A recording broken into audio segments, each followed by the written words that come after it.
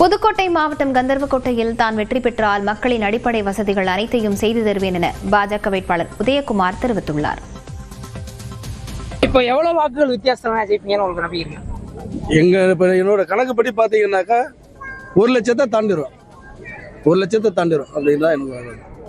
இப்போ நீங்க பிரதானமா பல்வேறு பகுதியில போறீங்க. நாளொன்றுக்கு போற பகுதிகளில் மக்கள் என்னென்ன மாதிரி குறைகள் சொல்றாங்க, அதாவது என்னென்ன திட்டங்கள் நிறைவேற்றப்படலாம்னு சொல்லி குறைகளா சொல்றாங்க? என்னன்னாக்கா இது என்னன்னாக்கா அவர்னு நினைச்சிட்டு என்கிட்ட என்ன தண்ணி பிரச்சனை இல்லை, அது இல்லை இதெல்லாம் போறோம் அப்படின்னு சொல்லிட்டு இப்போ ஃபர்ஸ்ட் போகணுன்னு அவங்க சத்தம் போட ஆரம்பிச்சிருவாங்க. பொறுமையா இருந்துட்டு ஏன்னா இருந்து சட்டமன்ற உறுப்பினர் வராத எங்கள்கிட்ட அப்போ நான் குறை சொல்றதை நம்ம காதில் உள்வாங்கிடணும். வாங்கிட்டு அதுக்கப்புறம் தான் என்னன்னாக்கா நீங்க வந்த பிறகு நீங்க என்ன செய்வீங்க அப்படின்னா அதுக்கு தான் நான் சொன்னேன். அதெல்லாம் கண்டிப்பா நான் செய்வேன். இப்போ மெயினான ஒரு இது இப்போ தலையாத பிரச்சனை என்னன்னாக்கா சாலை வசதி, குடிநீர் பிரச்சனை, கழிப்பறை வசதி, 3 தான் அவங்க வைக்கிற மிகப்பெரிய கோரிக்கை. இது 3 தான்.